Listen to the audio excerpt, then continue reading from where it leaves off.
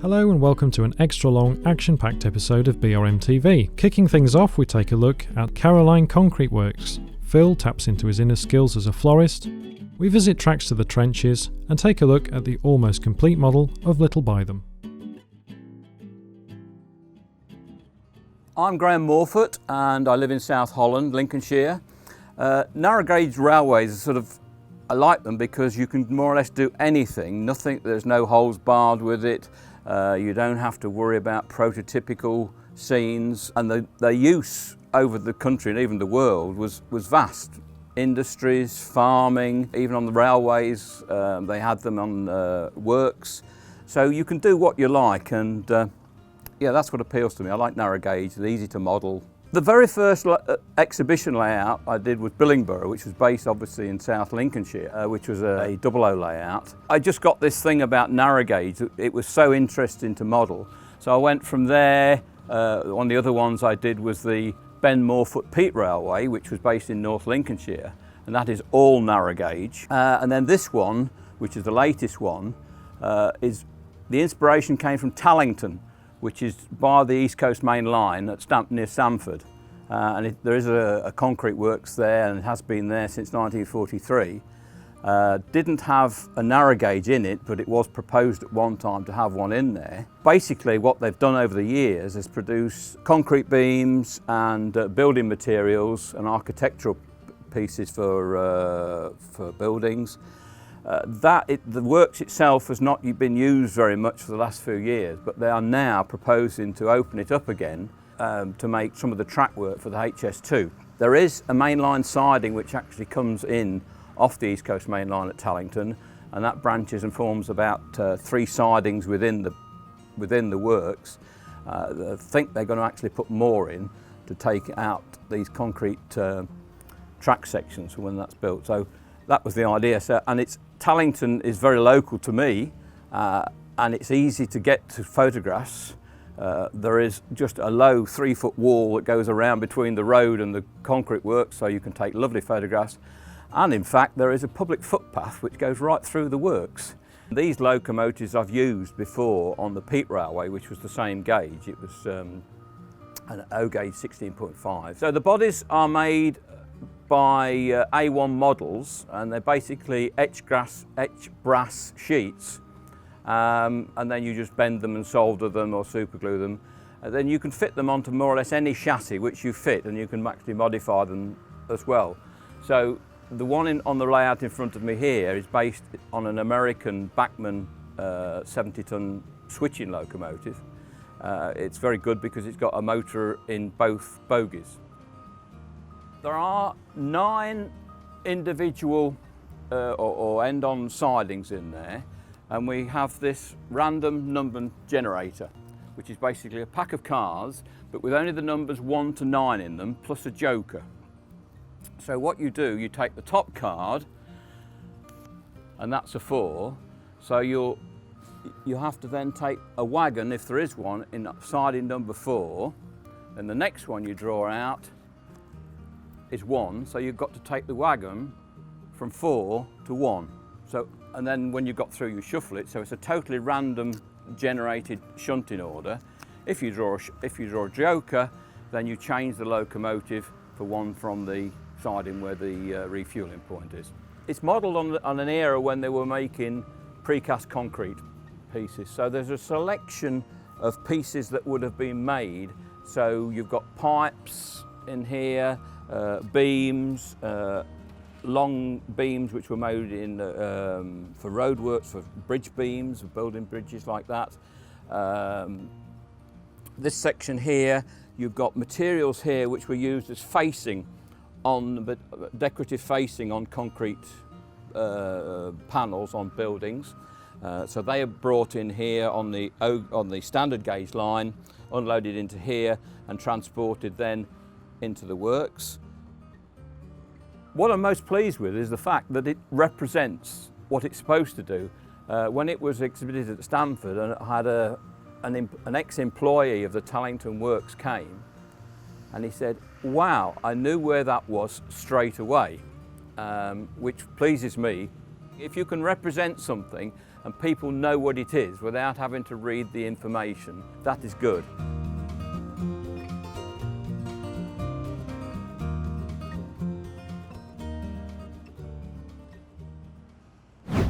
Well, they do say it with flowers, but I think we need some plants a little smaller than that for our 00 gauge model railways. So let's have a quick look at a few plants on this industrial scene, and then I'll talk you through how I've actually made them. The first ones that are quite obvious are quite simply plants in the undergrowth, something that people are surprisingly good at spotting, but that's a really simple one to do, add a bit of colour to the layout. We've got some slightly rougher plants there, which are done in the same way.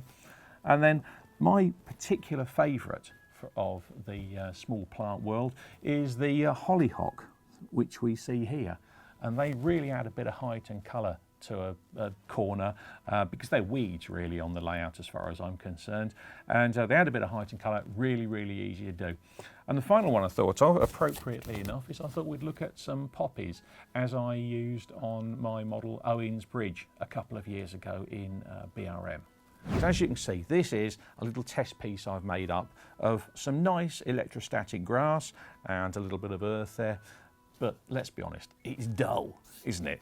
It's sort of greeny beigey and needs a bit of life adding to it. And this is really simple. If you look at any lawn, you'll often see that you've got daisies and dandelions growing in it, and they just add those little points of colour.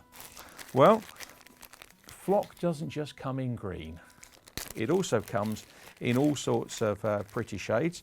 And so if I look at the options, I've got some reds, some purples, there's some whites around, some blues, all sorts of different small flowers.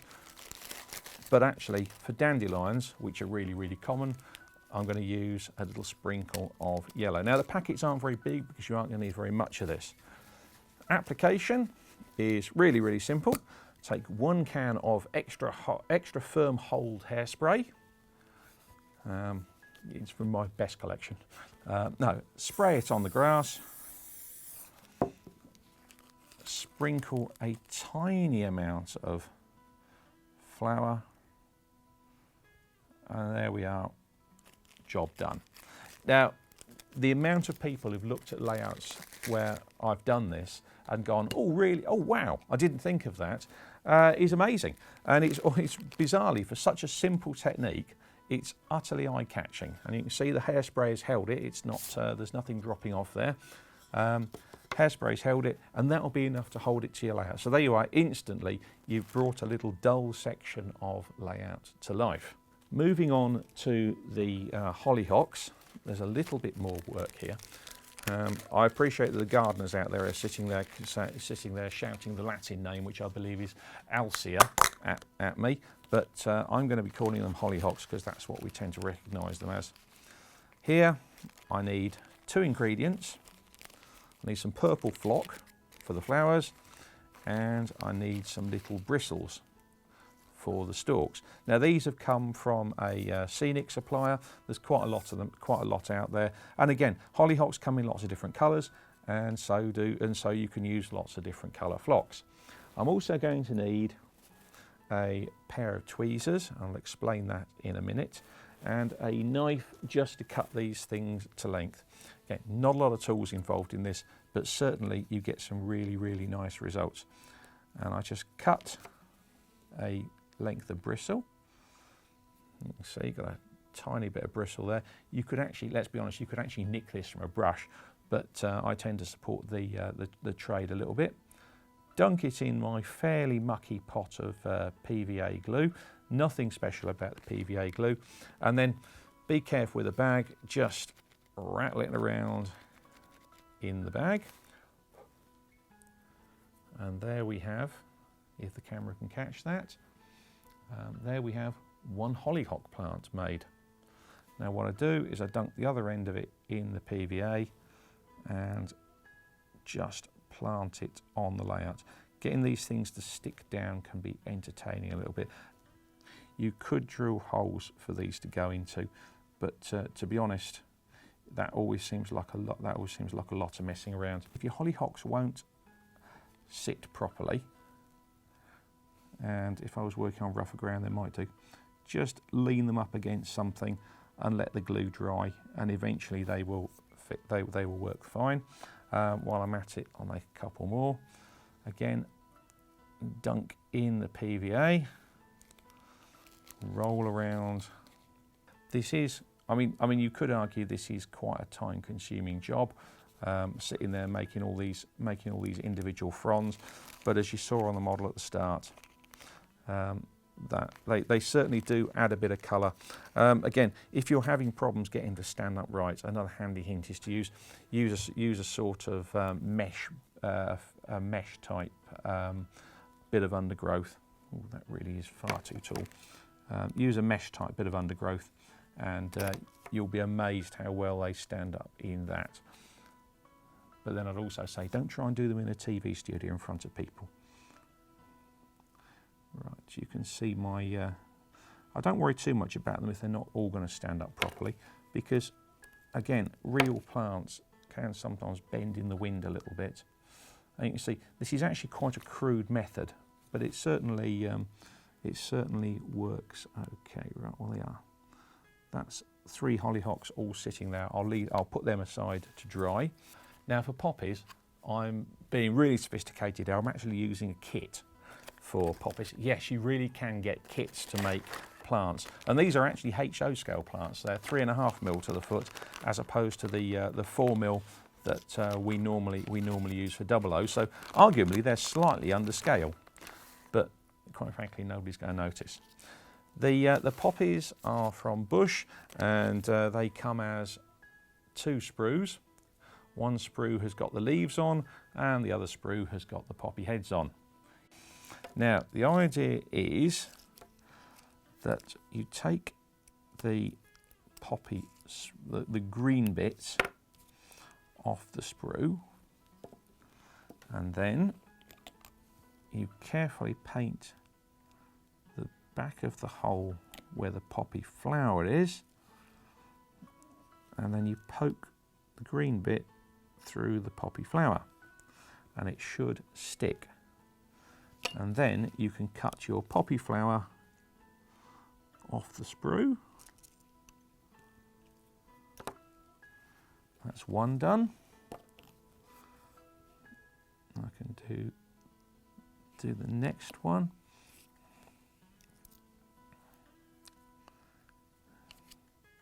And yes, this is a bit of a fiddly job. Do this in a well-lit room. A bit more glue on that. Do this in a well-lit room because it is quite. It's not too bad once you get the hang of it. But yes, you do have to poke very fine bits of greenery through very small poppy holes. Now, there we have it. One poppy, and you can either plant that directly into the baseboard, as I did with Owen's Bridge, and I did drill some little holes for that, or they provide some poppy bases, and that will sit in. That's supposed to sit into there, and a little blob of glue, and it will do. And there we have it, one HO scale poppy made. I can say it does take quite a long while to make loads and loads of these things, but it certainly, as you can see on the layout, is quite eye-catching. So there we have it. Adding a few flowers to your layout just brightens things up, adds a little bit of colour to the scene, because we do use an awful lot of greys and browns. Just lifts the colour a little bit and just makes a bit of life on the layout. Looks like nature's really taking back some of the scene. So go ahead, have a little go. It isn't going to take you very long, as you see. It's mostly just different colour flocks, and I look forward to seeing a few brighter layouts in the future.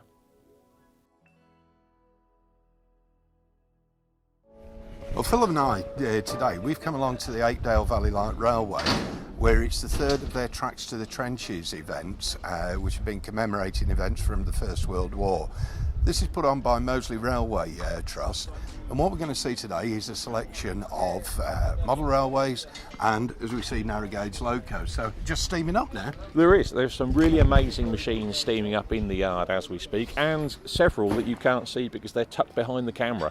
I've been out with my still camera an awful lot already because there's just some amazing industrial equipment here, as well as the wartime locomotives. Right, let's go and have a look at some model railways.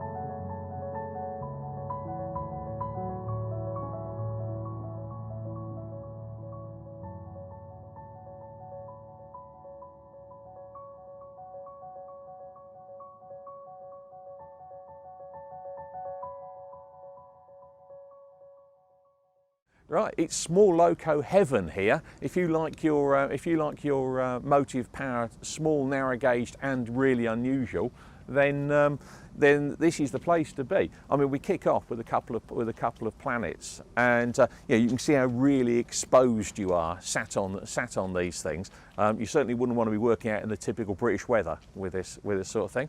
And then rather more sophisticated, I think, is this Dutz. I can never work out how you say that properly, but you can buy a model of this ready to run. I am sure I've seen it. German, so it's got red. It's got red underframe and everything there because they like to paint these things red.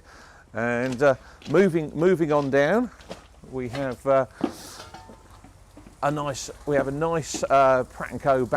Bagley. Some of these things ended up on preserved lines, trying to look like steam engines, but again, interesting prototype. Very steam engine shaped, including the radiator on the front. Now we're into the really weird stuff where I'm not going to pretend to recognise it, but I do know this. This is a battery electric vehicle, or a BEV, for anywhere where you're in mines or anything where you've got flammable substances. Batteries in here, very simple controls here. I'm going to be honest, don't know what this is. Looks fantastic with the steeple cab roof on here. Obviously very, very freshly restored. And when you look inside the cab, you suddenly realise that there's a honking great big electric motor that some guy has to sit on top of. So very uncomfortable. Moving to the back, we have a couple of motor rail tin turtles. That's the semi-protected one with the sides open there, and a very unprotected one over here. Wouldn't want to be trundling near the trenches with those ones. Classic Ruston here, and a couple of Rustons actually either side. You can just see how the design's changed over the years. Lovely sign writing on this.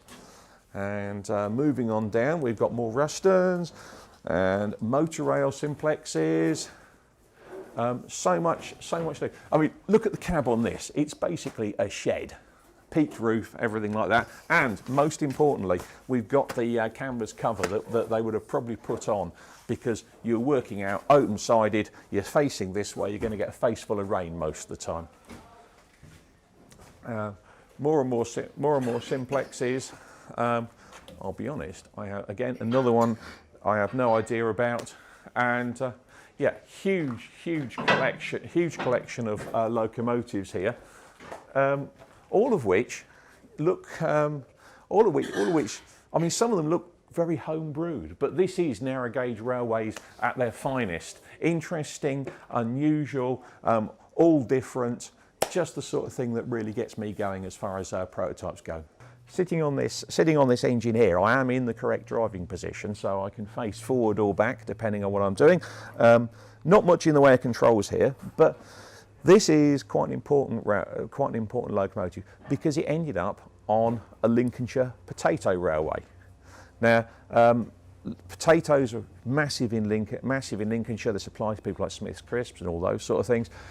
Very poor road systems, and so working through the fields, you had an incredible network of lines, all run by tiny little locomotives like this.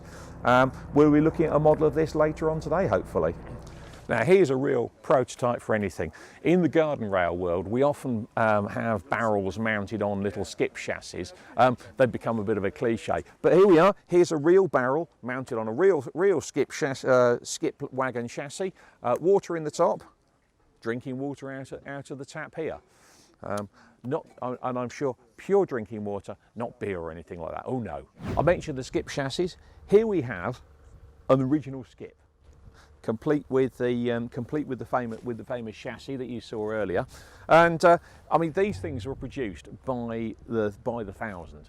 So a lot of railways had a lot of these available, and what we find is that the skip chassis is useful for an awful lot more things. I know coaches have been built on top of them, so even bogie coaches, all sorts of wagons have been built on top, and this is something we do in model terms as well, because there are some very reasonably priced 16mm certainly kits for skips, and quite a few other people make quite nice skip chassis, and then they do the same as the real railway and build all sorts of wagons on top of them. Nice little short chassis, go round any corners, designed for running on all sorts of really horrible tracks. So even if you've not laid your track very well, you'll be absolutely fine.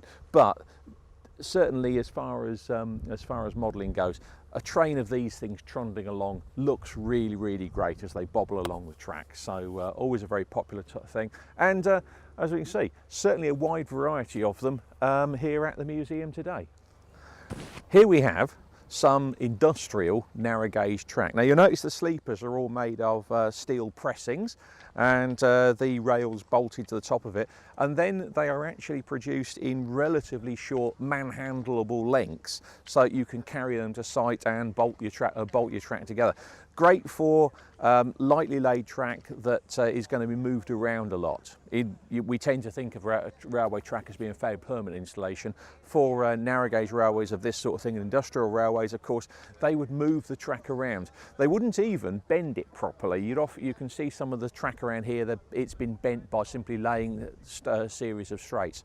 But this stuff being light and easy to move, you can lay it on all sorts of grounds. And I think if we look at this, you can see just how rough and ready you can get away with some of this industrial narrow gauge track. I was talking to Ian Hurst of the 009 Society a little earlier. There's a fantastic display here which really tells us about the purpose of railways in the Great War. So as we can we'll just have a look at some of the items that are on here. Absolutely great. It's an amazing selection of stock, such a variety. But you're a bit more of an expert on this than I am here with the rolling stock. So what are we actually looking at? Well, first of all, we've got the top. We can see it was for the movement of munitions and men towards the front. So obviously once men had crossed over to the channel, brought forward on standard gauge railways, and then the last few miles, obviously they could actually be brought on the narrow gauge systems as they expanded towards the front. So at the top that we see men and munitions, but also here that we've got railway. So it's the railway building a railway. So bringing the track sections and the steel sleepers that we saw outside earlier. The track panels we saw earlier, that's them sat there waiting to be brought to the front. The next row down, a little bit more unfortunate, and that's home-going traffic with ambulance vans for obviously transporting the wounded back, obviously for shipping back to the UK. And on the front row that we've got a lovely array of supplies. Obviously all those tens and hundreds of thousands of men have obviously got to be kept supplied with what they actually need to carry on fighting. So here that we've got obviously sort of like food supplies, munitions supplies, And as you were saying earlier, we were talking about tin turtles outside, weren't we? Yeah, we've got a tin turtle here. We've got a variety of tin turtles, including the semi-protected ones here, which wouldn't be taken quite so near the front as the fully protected ones, which are largely bulletproof. And I think it's important about the supply issue because the way you win wars is with logistics. Quite frankly, if you run out of munitions after last, you probably win. It's that simple. Yeah. And you look at wars that have been lost because people have run out of fuel or they've run out of food or whatever. I mean, an army marches on its stomach. Here we have the fuels on there. We've got sacked up, and then moving further on down, we've got a lot more boxes of stuff. Basically, we're talking a goods railway here, even to the extent of the skips with ballast in the back. You were showing us the skips outside earlier, And- multi-purpose wagons, but they're, again, ballast for building the railway. Yeah. Moving on down then. Go on, Andy. Why are these locos blue? But it wasn't just about the British as the Allies. This was on French soil and French and Belgian soil. So obviously there was a heavy French presence there on the front in railway terms as well. And this was their livery. Apparently, French Horizon Blue started out as a much more vivid colour, but obviously faded out during the course of activities. Hence the variety. We've got quite a dark colour there, and it's all faded. I would have said that must be quite a good camouflage tactic because grey is always a good one for blending into the background. Yeah, particularly on the skyline and so Yes. on. I mean, a few places around, you can see the railways were screened off by posts and lengths of hessian as a way of trying to hide them. And obviously steam locos, a bit of a giveaway on the front as to where your activity is. And there were as many petrol engine locos, obviously with the little simplexes and so on, in the First World War as there were steam locos. Fantastic. Amazing array of rolling stock here though. Yeah, lovely display that. Now this is a real surprise to find a layout of Owens Bridge. Now the reason I'm surprised, obviously, because BRM readers will remember that I built a model called Owens Bridge years ago in the magazine. And here we have a model that somebody's built based entirely on the model that I built. So I'm really quite impressed with that. I know very little about this other than it turned up on eBay and was rescued from eBay ignominy a year ago, and look at it. I mean, it's got the bridge, obviously, that I built on my layouts. It's used the same airfix buildings, same track plan, and even the same encampment. I quite like the water tower. That's a very nice addition to the model. But it just shows that when we're building stuff in the magazine, people do actually read this, which is a relief for me. Thank you.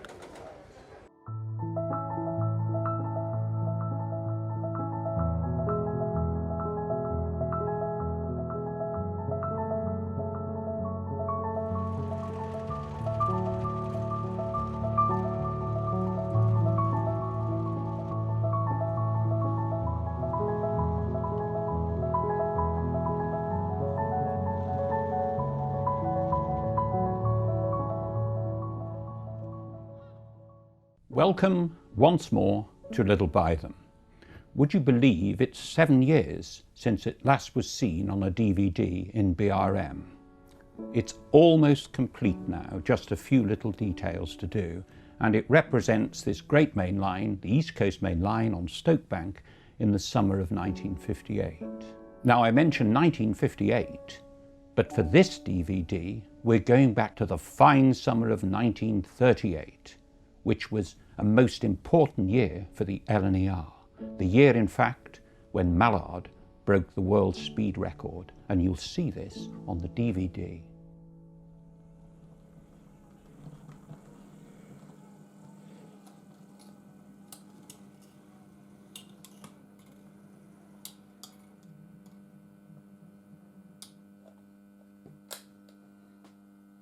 In 1938, the LNER got out its 1888 Flying Scotsman set to run alongside the latest 1938 pressure-ventilated Flying Scotsman. It was hauled by the Stirling single, and this is represented here by Rapido's latest 422, a most magnificent model.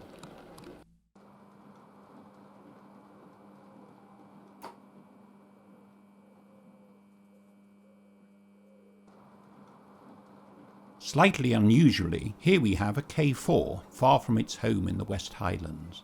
The thinking is it's been shopped at Doncaster and is now running in, although being in black, it's probably a little bit late for 1938.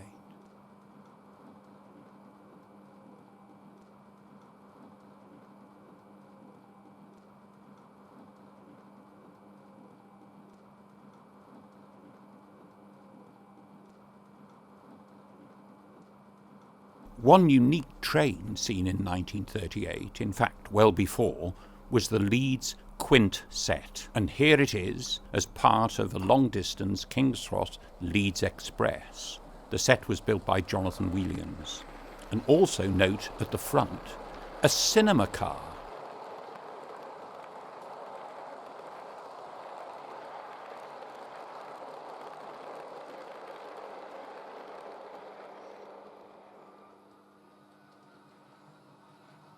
Slower because she's going to start. Yes, I know. Oh, he's judging his braking. Yeah. They often left it to the last moment and knew what they were doing. Stoppers tended to be humble at Little Bytham.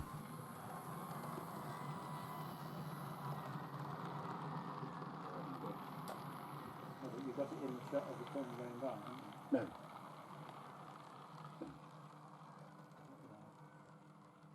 I don't think so. If we have, then.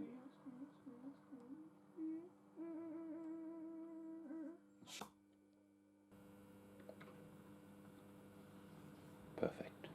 That's more better. Yeah.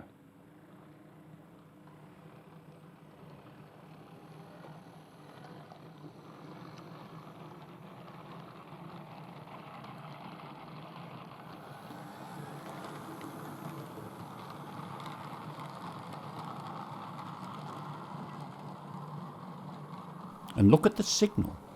We even went as far as replacing the upper quadrant with GNR lower quadrant somersaults. The Scotch Goods was a famous train, fast Green Arrow service introduced in the mid-30s by the LNER. It was frequently hauled by V2s, in this case by Green Arrow herself.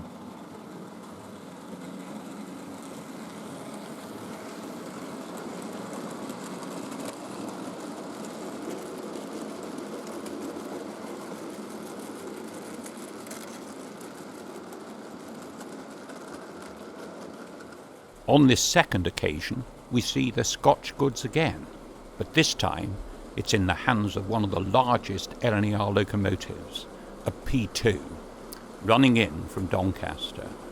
This loco is the work of Eric Kidd, and thanks very much, Eric, for letting us borrow it.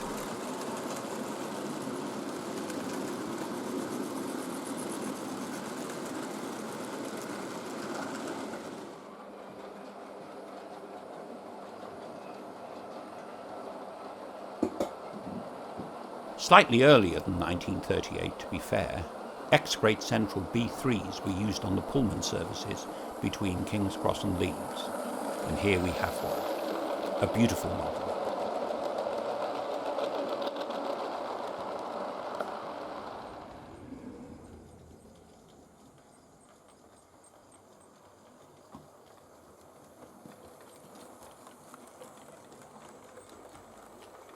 Prior to bridge strengthening in the Wakefield area, Pacifics were banned from Leeds. However, the Ivet Atlantics made a fantastic job running very, very fast on the Pullman services.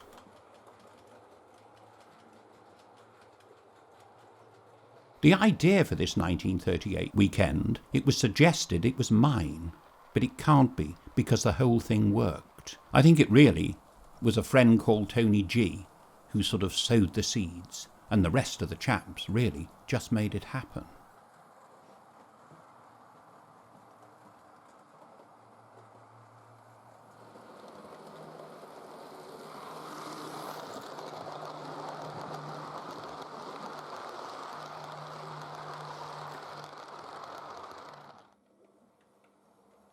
The crew had a terrific time operating the fiddle yard, one train coming in, one train leaving. In the case of the train leaving, it's a long distance, yet another long distance LNER Express, made up of beautiful teak stock, hauled by an apple green Pacific. The train is the work of Roy Mears.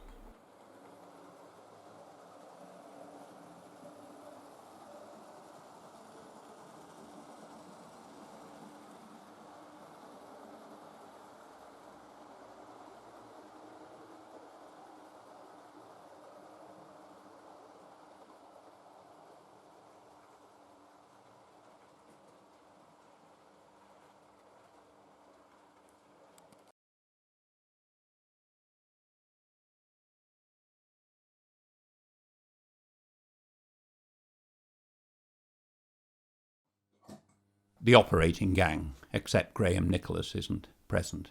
He was chasing steam 50 years after the 15 guinea specials.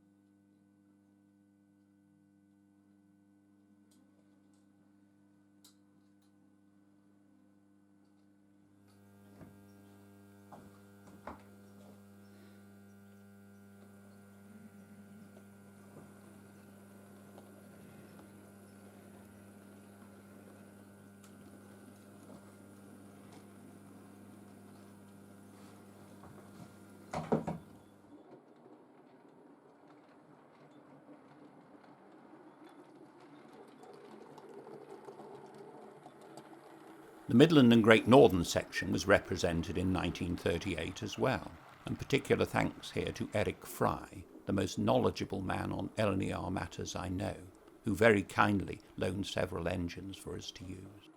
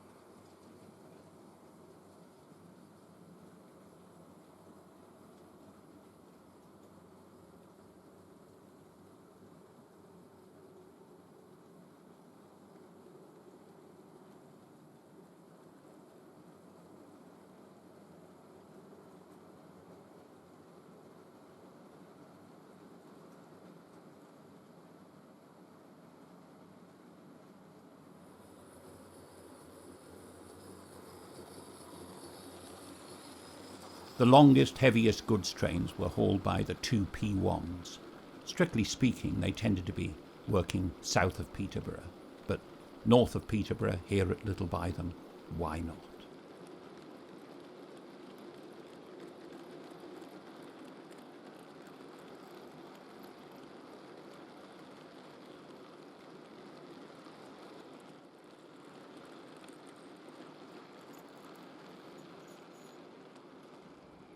Looking down from the Witham Road, the two houses in front of us are still in existence today, although they've been rather altered.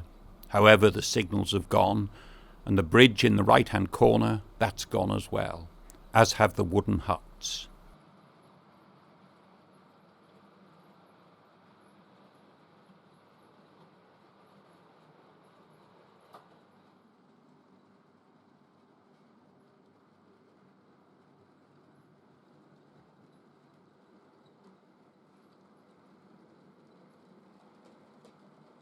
Trains were incredibly mixed in this day, particularly goods.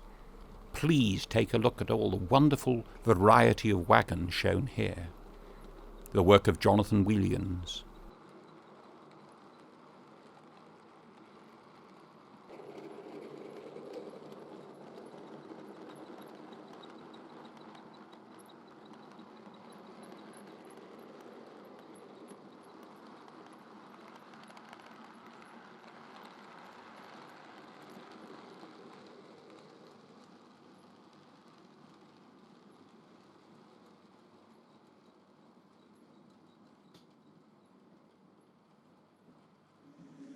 Strictly speaking, by 1938, all the ex-Great Northern long toms had gone. But who could resist putting this type of loco on this type of long, empty minerals?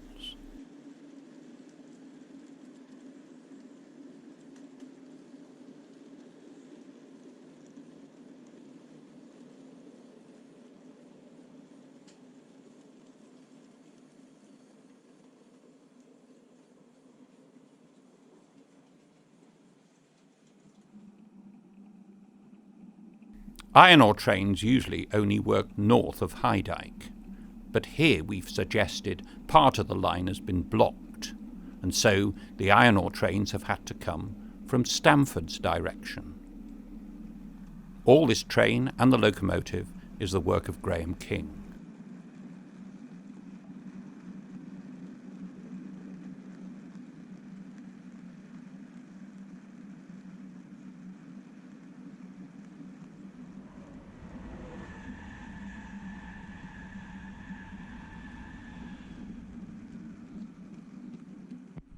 It wasn't just the great big Pacifics that enjoyed a jolly ride along the East Coast Main Line.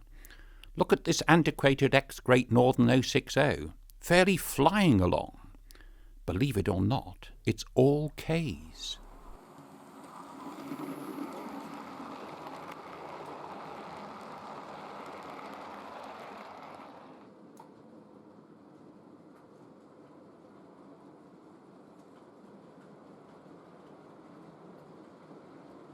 Despite the main interest being in passenger traffic for the enthusiast, it was the freight that made most of the money for our railways. Maybe not so today, but certainly in 1938. And this set, this pair, is typical. K3 haul going north, V2 haul going south.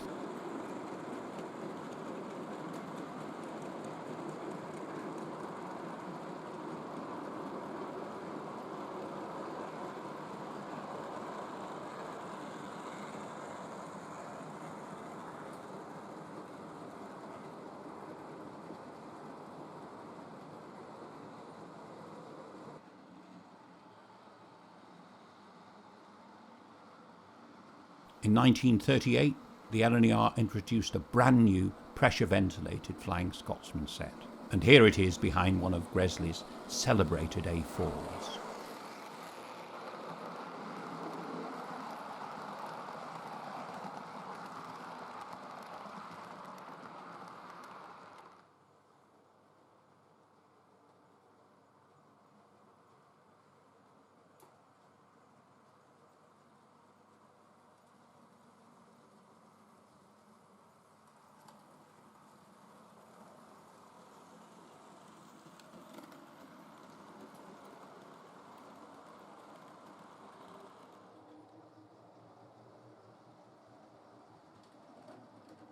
A year before, the Coronation had been introduced, and here it is flashing through Little Bytham on its way south, complete with observation car, for this is the summer.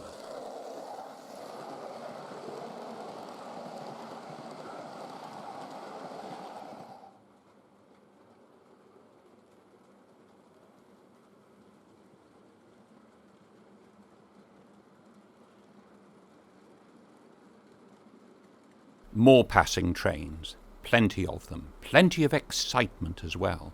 Remember, this is a 4-track main line. Very busy then, even more busy today.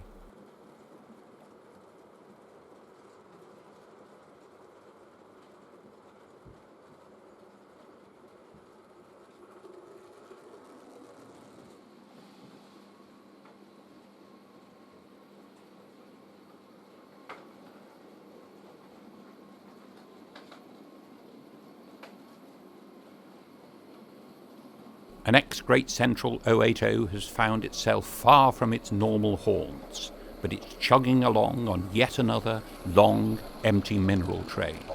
The loco is Graham King's work, the train is Graham Nicholas's work.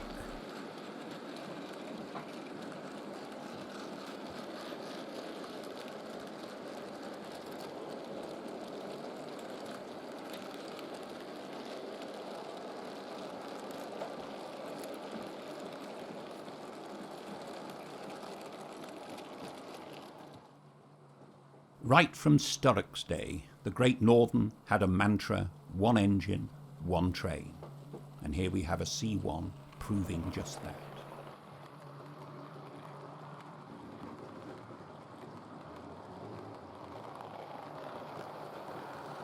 One loco that certainly could handle a train by itself was the W1, the singular W1.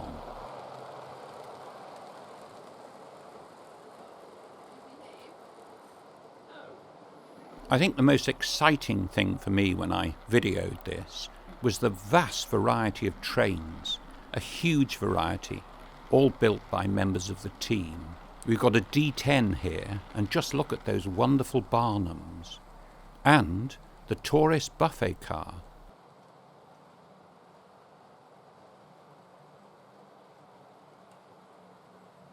Despite the one engine, one steam policy going right through to, well, really BR days, occasionally the loads were so heavy that 2 locos would have to be employed.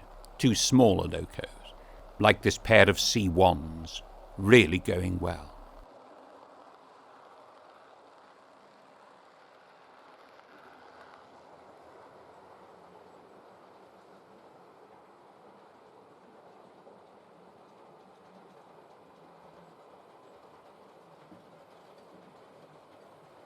From the fast to the slow, an LNER steam rail car. Probably not seen at Little Bytham, but interesting nonetheless.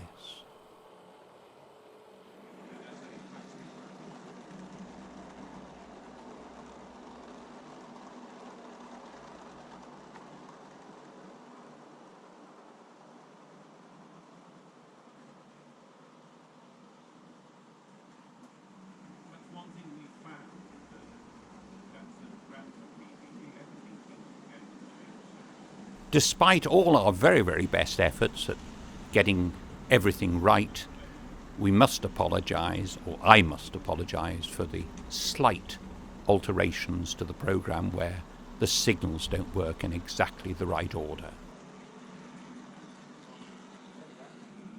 The single again, making sure it took its 1888 Flying Scotsman set with ease.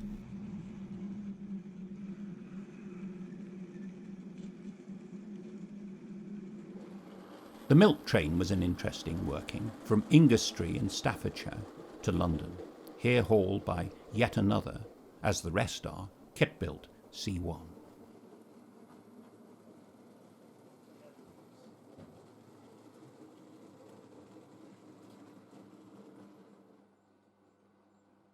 A commodity long lost to the railways was the fast fish traffic.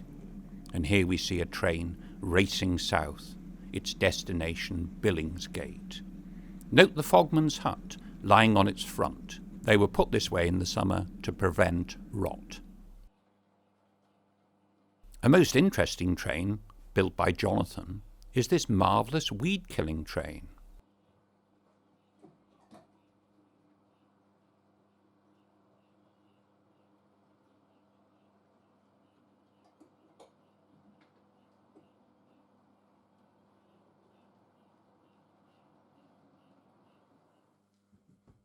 Returning to the theme of mixed stock, please note this wonderful variety. Most of it has had to be built. The RTR market doesn't satisfy this.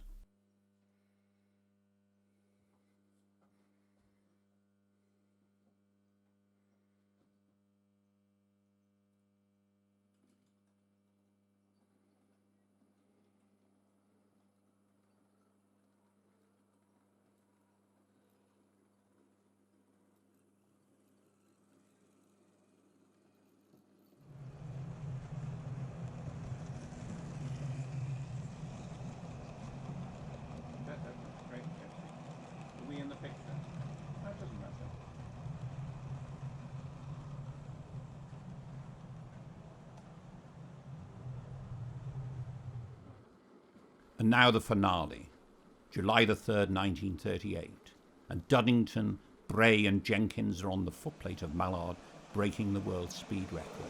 Here she is, flashing through Little Bytham at well over 2 miles a minute.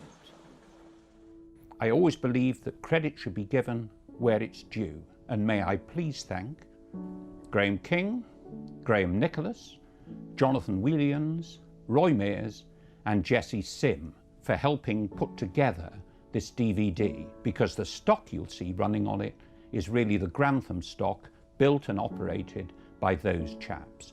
And particular thanks to Jesse, who helped me make the DVD.